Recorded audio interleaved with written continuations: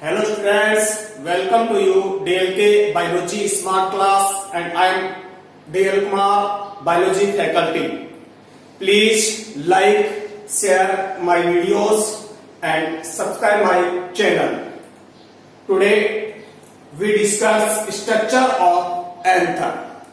Anther is part of androecium. In previous video we discussed structure of flower and structure of flower studied in various parts of flower such as calyx, corolla, androecium and gynoecium. And now today we discuss structure of anther, microsporangium and TS of anther. Anther is part of androecium. Androecium is male reproductive organ and their unit is called stamen या microsporophyll. तो androecium जो है वो male reproductive part है plant का और उसकी single unit को स्टेमिन कहा जाता है या फिर माइक्रोफिल कहते हैं. Stamen three sub parts, stamen की थ्री सब पार्ट्स है. Filaments, long thin structure, long thread, thin like structure है filaments and connective is vascular tissue and anther.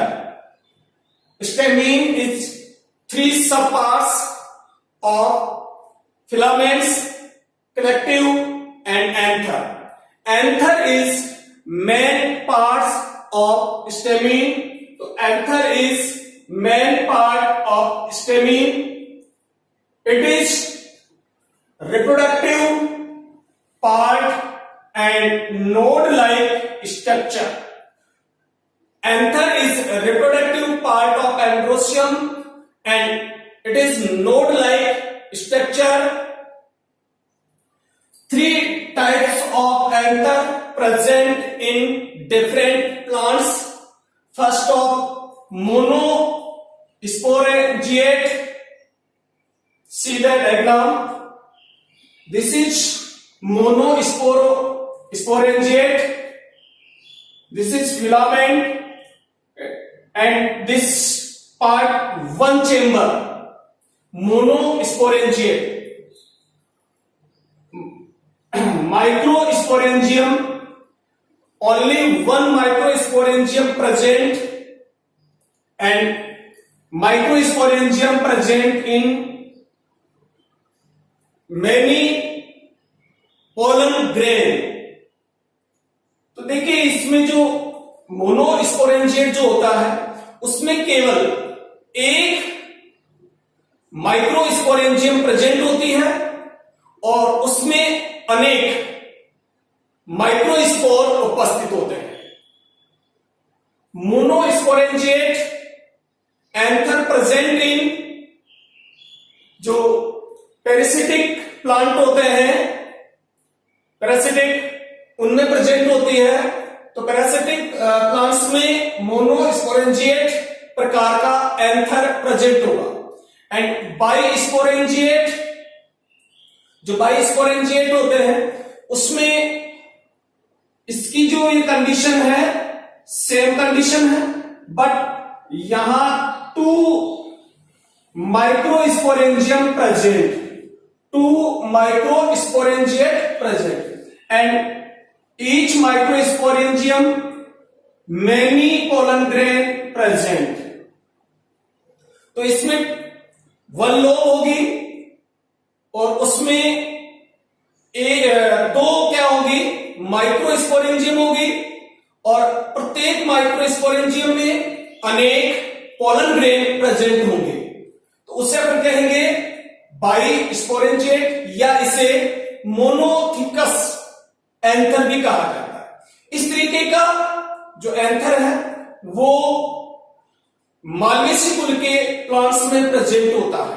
तो गुड़हल में या चाइना रोज में बाई स्पोरेंजिएट प्रकार का क्या होगा भी एंथर प्रेजेंट होगा।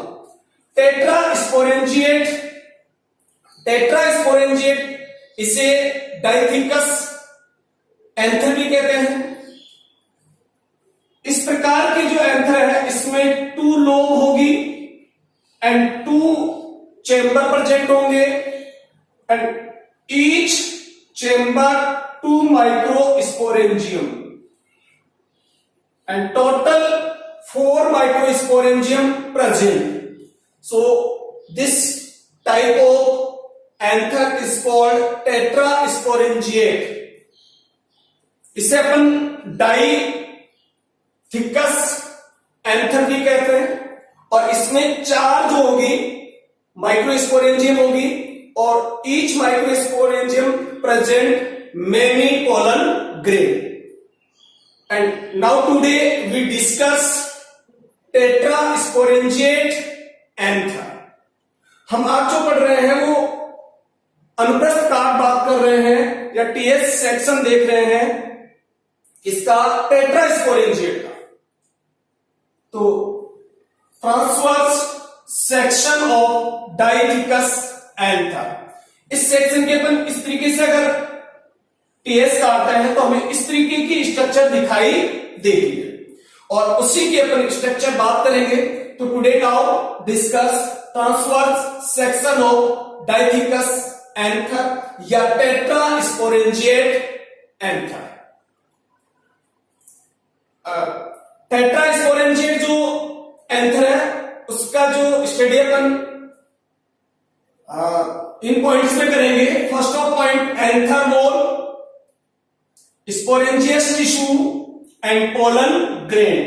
Study in 3 points: anther wall, sporangious tissue and pollen grain. First of all, anther wall. This is anther wall. Anther wall is protect anther and present in outer layer of anther. First of all, anther wall divide 4 sublayers: epidermis, endothelium, middle layer and tapetum. Anther के जो चारों तरफ जो wall है वो 4 layers में divide है. उसमें first of epidermis, endothecium, middle layer and tapetum. First of all, epidermis. See the diagram and इस डायग्राम में जो ये प्रेजेंट है बाहर, सबसे जो बाहर लेयर के रूप में जो प्रेजेंट है ये जो लेयर है this is epidermis. This layer is epidermis. This layer is epidermis. Epidermis outermost layer. तो it is outermost layer, single cell thick, only एक कोशिका मोटी है, 1 सेल मोटी वाली लेयर है जहां कहीं भी 2 सेल्स नहीं है, केवल एक सेल, एकल कोशिका मोटी, single cell thick, not archesporial origin. जो आर्चिस्पोरियल सेल है उससे जो एंथर है उसका स्पोरेंजियस टिश्यू का निर्माण होता है और ये जो है आर्चिस्पोरियल ओरिजिन से इसका डेवलपमेंट नहीं होता है. And it is protective layer because जो एपिडर्मिस है वो आउटर मोस्ट लेयर है, सो प्रोटेक्ट द एंथर. तो दिस इज या it is epidermis, outermost layer, single cell thick and protective layer. Second is endothelium. Endothecium is second layer, single cell thick inner and radial wall. Endothecium is second layer of anther wall, तो this is endothecium layer. जो आपको red colour में जो दिखाई दे रही है ये endothecium layer के रूप में प्रेजेंट है, और ये भी सिंगल सेल्ड ठीक है इनर एंड रेडियल वॉल। जो एंडोथीसियम लेयर जो है उसकी जो सेल्स है उसकी इंटर और रेडियल जो वॉल है, इन वॉल्स में become thicks due to thickening of alpha cellulose fibre. तो जो इनर और रेडियल वॉल है उन पर अल्फा सेलुलोज की थिकिंग होती है, जिससे ये थोड़ी थिन हो जाती है, मोटी हो जाती है, थिक हो जाती है। तो इसकी जो ये जो लेयर है, इन लेयर्स पे यू के रूप में या सर्पिल के रूप में क्या प्रेजेंट होती थी, अल्फा सेलुलोज की केलोस बैंड प्रेजेंट होते हैं। तो inner and radial wall become thick due to thickening of alpha cellulose fibres callose band, it is called callose band. तो जो ये एंडोथीसियम लेयर है इसकी जो ये सेल्स है, इसकी जो ये इनर और रेडियल जो वॉल है इन पर अल्फा सेलुलोज की बैंड प्रेजेंट होती है। अल्फा सेलुलोज का थिकिंग होती है यहां पर।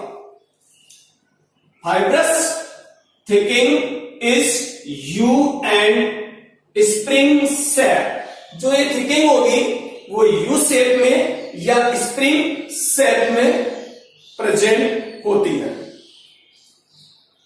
स्टोमियम सेल, दिस या it is stomium cell, part of stomium cell. Stomium cell absent callose band. जिन सेल में जो केलोस बैंड की थिकिंग नहीं होती है, अल्फा सेलुलोज की थिकिंग नहीं होती है, उन सेल को स्टोमियम सेल कहा जाता है। जो अल्फा सेलुलोज की थिकिंग के बाद एंडोथीसियम जो है हाइग्रोस्कोपिक नेचर की हो जाती है। तो endothecium is hygroscopic nature, it help in breaking of anther या ब्रेक ऑफ एंथर या डिहेंकेंसी ऑफ एंथर, यानी एंथर के स्पूटन में सहायता करती है कौन, एंडोथीसियम लेयर। तो endothecium layer is second and single cell thick and inner and radial wall present alpha cellulose thickening, and it is hygroscopic nature and it help breaking the anther. Third layer is middle layer. Middle is third layer between endothecium and tapetum. So middle layer is third layer of anther wall. It is present endothecium layer and tapetum layer. It is tapetum and it is endothecium layer, and between endothecium and tapetum is present middle layer. So and between endothecium and tapetum 1 to 3 cell thick structure. जो अभी अपन ने देखा कि epidermis और endothecium single cell thick है, but middle layer is 1 to 3 cell thick structure. ये 1 से 3 कोशिके मोटा स्तर के रूप में हो सकती है। तो it is 1 to 3 cell thick structure. और आप देख ही रहे हैं कि इस डायग्राम में 1 2 3 लेयर अपने को दिख रही है। तो 3 लेयर थिक स्ट्रक्चर है middle layer, consist of parenchymatous cell. तो मिडिल लेयर जो सेल्स होगी वो पेरेन्काइमस प्रकार की होती है, पेरेन्काइमिक सेल होती है, जिन्हें हम मृदुतक कोशिकाएं भी कह सकते हैं। तो पेरेन्काइमी सेल है एक प्रकार की। It is food store and parenchyma cell is main function storage of food. तो it is food storage and ephemeral nature. Ephemeral nature is short lived, very short lived and परागकणों के यानी विकास के साथ ही ये नष्ट हो जाती है, बहुत जल्दी अपडेटेड हो जाती है। ऐसे सेल को अपन एपिमेरियल नेचर के बोलते हैं और शॉर्ट लिव्ड है, जल्दी अपडेटेड हो जाएगी क्योंकि इसका जो न्यूट्रिशन है वो टैपेटम द्वारा एब्सॉर्ब कर लिया जाएगा और पोलन ग्रेन को न्यूट्रिशन दिया जाएगा उससे। तो इसलिए it is short lived nature. तो जो आप ये देख रहे हो, तो ये जो 3 स्तर अपने को दिख रहे हैं जो माइक्रोस्पोरेंजियम के चारों ओर है, फर्स्ट लेयर, सेकंड, थर्ड, ये मिडिल लेयर के रूप में प्रेजेंट है। 4th पार्ट अपन बात करें एंथरोल का, तो वो है tapetum. Tapetum is very important layer of anther wall. तो टैपेटम, जो टैपेटम वर्ड है वो टैप्स से बना है और टैप्स मींस लाइनिंग या कारपेट होता है। तो जो टैपेटम है वो जो वर्ड है वो टैप्स से बना है और टैप्स मींस लाइनिंग या कारपेट है। तो ये लाइनिंग या कारपेट के रूप में दिखाई देती है। इनर मोस्ट लेयर है, तो सबसे इनर में ये लेयर प्रेजेंट करती है और इनर मोस्ट लेयर है, न्यूट्रिएंटिव लेयर के रूप में है, अत्यधिक पोषण प्रदान करने का कार्य करती है। सिंगल सेल्ड थिक लेयर है, only single celled thick layer है। तो this is it is layer of tapetum, जो माइक्रोस्पोरेंजियम के चारों सिंगल सेल्ड थिक लेयर के रूप में जो आपको दिख रही है, जो रेड कलर से आपको दिख रही है, इट इज टैपेटम। तो tapetum is inner most layer, nutritive layer and single celled thick layer. Tapetum is very important structurally and functional view. Structure और फंक्शन की दृष्टि से जो टैपेटम है बहुत महत्वपूर्ण क्या है भाई, लेयर है। फर्स्ट ऑफ ऑल अपन देखें पॉली स्ट्रक्चर। टैपेटम लेयर की जो सेल्स है वो पॉली स्ट्रक्चरल टाइप की होती है, मैनी स्ट्रक्चर रखती है ये poly structure, like diploid, commonly diploid होती है सेल्स जो स्पोरोफाइटिक सेल्स होती है, बट इट इज पॉलीप्लॉइड। तो डिप्लॉइड स्ट्रक्चर में भी रहेगी, पॉलीप्लॉइड स्ट्रक्चर में भी रहेगी, यूनिन्यूक्लिएट हो सकती है, मल्टीन्यूक्लिएट भी हो सकती है। तो देखिए पॉली स्ट्रक्चरल कंडीशन दिखाई दे रही है अपने को, डिप्लॉइड भी है, पॉलीप्लॉइड भी है। और डिप्लॉइड से पॉलीप्लॉइड किस तरीके से बनेगी, एंडोमाइटोसिस के कारण से। तो यूनिन्यूक्लिएट है, मल्टीन्यूक्लिएट भी है। तो इस तरीके से, इसके अलावा बिग सेल है, बड़े आकार माप की कोशिकाएं होती है और इनका जो साइटोप्लाज्म है वो हाई डेंसिटी रखता है। तो इस तरीके से पॉली स्ट्रक्चरल सेल है कौन सी, टैपेटम। इसी तरीके से पॉली फंक्शनल टिश्यूज के नाम से भी जानते हैं। जैसा कि मैंने आपको कहा कि ये जो टैपेटम है वो स्ट्रक्चरल और फंक्शनल दृष्टि से अति महत्वपूर्ण है। तो पॉली स्ट्रक्चरल टाइप की है और पॉली फंक्शनल टिश्यू है। पॉली फंक्शनल टिश्यू से है बहुत सारे इंपॉर्टेंट फंक्शन पूर्ण करती है, तो वो अपन देखें तो polyfunctional, first of all absorb food, कौन कौन से फंक्शन करती है टेपिटम, तो वो अपन देखें। Absorb food middle layer, middle layer से फूड एब्जॉर्ब करती है, and nutrition microspore mother cell, और न्यूट्रिएंट करती है या न्यूट्रिशन माइक्रोस्पोर मदर सेल, परागकण या लघु बीजाणु मात्र कोशिका को क्या करती है भी, पोषण प्रदान करती है। तो मिडिल लेयर से फूड को एब्जॉर्ब करती है और माइक्रोस्पोर मदर सेल को न्यूट्रिशन देती है, एंड डेवलपिंग माइक्रोस्पोर, और माइक्रोस्पोर या पोलन ग्रेन के डेवलपमेंट में बहुत हेल्पिंग करती है। तो फर्स्ट ऑफ इंपॉर्टेंट फंक्शन क्या है भी, nutrition of microspore mother cell and helping in develop microspore. It is clear. And next function is secrete hormones and enzyme. Tapetum के माध्यम से बहुत सारे एंजाइम्स और हार्मोन्स का सिक्रेशन होता है, जैसे केलेज एंजाइम। केलेज एंजाइम जो है परागकणों के मध्य पाए जाने वाली केलोज भित्तियों को डिस्ट्रॉय कर देते हैं, जिससे परागकण क्या हो जाते हैं, सेपरेट हो जाते हैं। तो केलेज एंजाइम का सिक्रेशन करती है, जो केलोज बैंड को डिस्ट्रॉय करते हैं। इसी प्रकार अपन देखें फॉर्मेशन ऑफ स्पोरोपोलेनिन। टेपिटम से स्पोरोपोलेनिन का फॉर्मेशन भी होता है।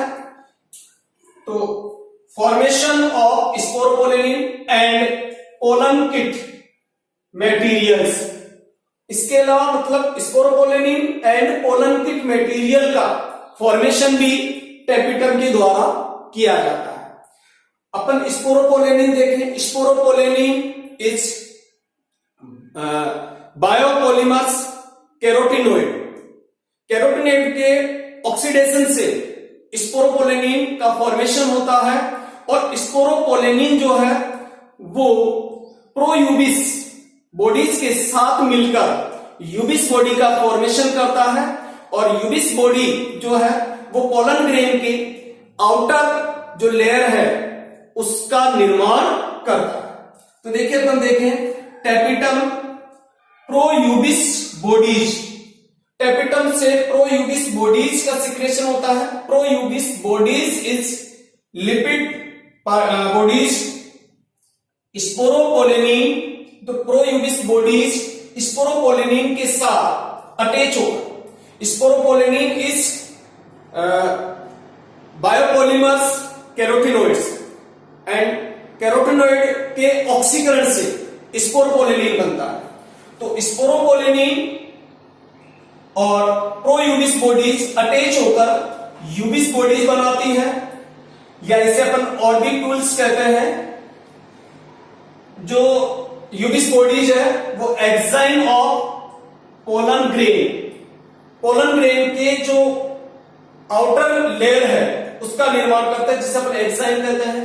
And fossilisation of pollen grain, इस स्पोरोपोलेनिन जो बायोपॉलीमर है ये एक नॉन डिग्रेडेबल कंपोनेंट है, जो इजीली डिग्रेडेबल नहीं है, और इसका physically, chemically and biologically degradable नहीं होता, ये अपघटित नहीं होता। इस कारण से परागकण लंबे समय तक जीवित बने रहते हैं, जिसे हम मतलब लंबे समय तक जीवाश्म के रूप में भी परागकण बने रहेंगे, जिसे अपन फॉसिलाइजेशन के रूप में जानते हैं। तो परागकण लंबे समय तक जीवित बने रहेंगे स्पोरोपोलेनिन के कारण। आगे अपन देखें पोलन किट। जैसा कि अपन ने भी यह बात किया कि ये स्पोरोपोलेनिन की फॉर्मेशन करता है और पोलन किट मटेरियल बनाता है। पोलन किट हाइड्रोफोबिक नेचर का एक कंपोनेंट है, जो लिपिड और कैरोटिनोइड से बना हुआ है।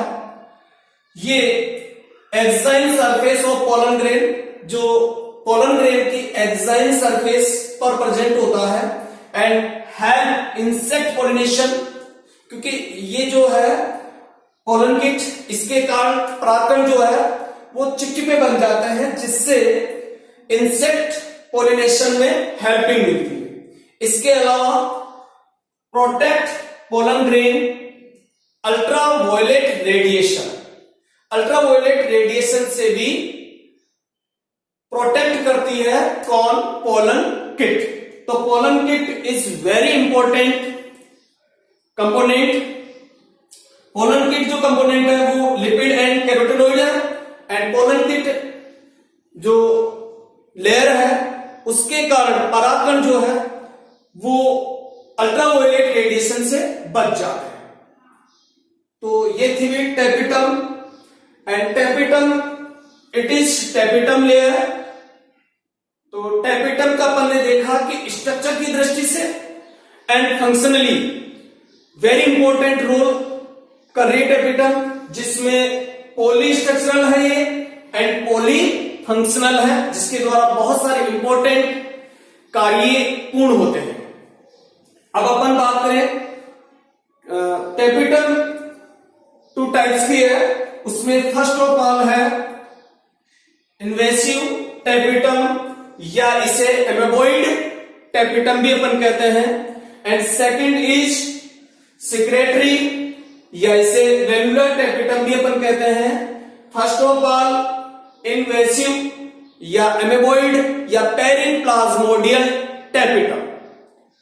पेरिप्लाज्मोडियल tapetum, tapetum absorb food middle layer. जो टेपिटम है, जो invasive tapetum, tapetum absorb food middle layer periplasmodium के, यानी जो मिडिल लेयर है उससे टेपिटम फूड एब्जॉर्ब करती है, और जब टेपिटम में वो आ जाता है तो उससे अपन पेरिप्लाज्मोडियम ग्रेन्यूल के रूप में वो प्रेजेंट होता है। पेरिप्लाज्मोडियम ग्रेन्यूल जो इस प्रकार के जो टेपिटम है उसमें जो इनकी जो सेल वॉल है वो डिसॉल्व हो जाती है इजीली, एंजाइम्स के कारण नष्ट कर दी जाती है। इसकी जो टेपिटम की जो सेल वॉल है वो इस कारण से जो पेरिप्लाज्मोडियम है वो सीधा माइक्रोस्पोरेंजियम में आ जाता है। तो periplasmodium dissolve tapetum cell wall, tapetum cell wall जो है वो डिसॉल्व हो गई एंड रिलीज माइक्रोस्पोरेंजियम। तो पेरिप्लाज्मोडियम यानी जैसे ये टेपिटम है और अपन बात कर रहे हैं पेरिप्लाज्मोडियल टेपिटम, तो इनकी जो ये सेल वॉल है ये डिसॉल्व हो जाएगी, जिससे इनके अंदर प्रेजेंट जो पेरिप्लाज्मोडियम ग्रेन्यूल है वो सीधी माइक्रोस्पोरेंजियम में रिलीज हो जाएगा, और वहां ये nutrition microspore mother cell, और वहां ये माइक्रोस्पोर मदर सेल को न्यूट्रिशन करेगा, जिससे डेवलपिंग माइक्रोस्पोर, जिससे माइक्रोस्पोर डेवलप होंगे, and this types of tapetum present primitive angiosperm. Primitive angiosperm में इस प्रकार की टेपिटम प्रेजेंट होगी, लाइक टाइफा। टाइफा में या मोनोकोटिलिडन्स प्लांट्स में एमेबोइड प्रकार की या पेरिप्लाज्मोडियम प्रकार की टेपिटम प्रेजेंट होगी। तो देखिए भी या प्रिमेटिव एंजियोस्पर्म में या टाइफा में, या अपन कहें कि मोनोकोटिलिडन्स जो प्लांट है उनमें जो है एमेबोइड या पेरिप्लाज्मोडियम प्रकार की टेपिटम प्रेजेंट होती है। इस प्रकार के टेपिटम में जो टेपिटम की जो सेल वॉल है वो इजीली डिसॉल्व हो जाती है, जिससे पेरिप्लाज्मोडियम या जो न्यूट्रिएंट मटेरियल है वो सीधा माइक्रोस्पोरेंजियम में आ जाता है, और वहां से ये माइक्रोस्पोर मदर सेल को न्यूट्रिशन देता है, जिससे माइक्रोस्पोर की डेवलपिंग होती है। सेकेंड ऑफ सिक्रेटरी टेपिटम, इसमें क्या होगा, इस प्रकार के टेपिटम में जो टेपिटम की जो सेल वॉल है वो डिसॉल्व नहीं होगी, बल्कि अपने जो न्यूट्रिएंट मटेरियल है उसको धीरे धीरे करके माइक्रोस्पोरेंजियम में सिक्रेट करेगी। तो देखिए अपन देखें, tapetum absorb food material, middle layer से फूड मटेरियल एब्जॉर्ब किया, साइटोप्लाज्म में डाला, नॉट डिसॉल्व टेपिटम सेल, और डिसॉल्व नहीं हो रही, सीक्रेट फूड, धीरे धीरे फूड का सिक्रेशन कर रही है, माइक्रोस्पोरेंजियम में सिक्रेट कर रही है, जिससे न्यूट्रिशन मिल रहा है माइक्रोस्पोर मदर सेल को, और उससे डेवलपिंग पोलन ग्रेन डेवलप हुए। और इस प्रकार की टेपिटम जो है एडवांस जो एंजियोस्पर्म है उसमें प्रेजेंट होती है, या मोस्टली फ्लावरिंग प्लांट्स में प्रेजेंट होती है, और कैप्सुला, बर्सा, पेस्टोरिस में इसी प्रकार की टेपिटम प्रेजेंट होती है। तो देखिए अपन ने देखा first of all anther wall, sporogenic tissue and pollen grain. Anther wall जो अपन ने स्टडी की उसके 4 लेयर है, epidermis, endothecium, middle layer and tapetum. Epidermis, endothecium, middle layer and tapetum. Tapetum are 2 types, first of all periplasmoidal tapetum and second is secretory tapetum। Anther की structure का second part अपना है sporogenous tissue, तो second part sporogenous tissue या cells. Sporogenous tissue this जो it is structure is microsporangium, it is tapetum and it is microsporangium. First cell is primary sporogenous cell, sorry ये जो first layer है ये it is primary sporogenous cell, and primary sporogenous cell division in mitosis and formation of microspore mother cell. तो second layer is microspore mother cell. तो primary sporangium cell, this layer is primary sporangium cell, and second layer is microspore mother cell, और third part is pollen grain। pollen grain microspore mother cell dividing meiosis and formation of microspore या pollen grain। तो ये है microspore mother से, और इसमें क्या बनते भी माइक्रोस्पोर बनते हैं, और ये माइक्रोस्पोर जिसे अपन पोलन ग्रेन भी कहते हैं, यही पोलिनेशन की क्रिया में भाग लेते हैं। तो हमने डायथिकस प्रकार के एंथर की जो टीएस है उसकी स्टडी की, जिसमें मैं आपको ये डायग्राम और आपस क्लियर कर दूं। First layer is epidermis, this is epidermis. Second is जो सेकंड पार्ट है वो है stomium, this part of stomium. Stomium जो सेल है उसमें जो कैलोस बैंड है वो एब्सेंट होंगे, तो और ये हेल्प करते हैं परागकोश के स्फुटन में हेल्प करते हैं। थर्ड पार्ट एंडोथीसियम, तो ये second layer of anther role is endothecium. 4 middle layer, तो ये मिडिल लेयर है, इसमें डायग्राम में जो देख रहे हैं अपन, जो माइक्रोस्पोरेंजियम के चारों ओर है, it is middle layer. Tapetum, जो ये आप देख रहे हो रेड कलर से, it is tapetum, and tapetum is 2 types, connective tissue. ये जो आप देख रहे हो ये पूरे के पूरे कनेक्टिव है, जो वेस्कुलर टिश्यू के रूप में कार्य करती है। थर्ड पार्ट 9वें नंबर पे जो आप देख रहे हो, 9 नंबर जो ये देख रहे हो आप, यहां पर है कनेक्टिव टिश्यू, जो ये भी कनेक्टिव टिश्यू का ही पार्ट है। और पोलन ग्रेन 10 नंबर जो आप देख रहे हो ये पोलन ग्रेन है। पोलन ग्रेन पोलिनेशन की क्रिया में भाग लेते हैं। तो ये था आज का टॉपिक। ओके फ्रेंड्स, जय हिंद, जय भारत।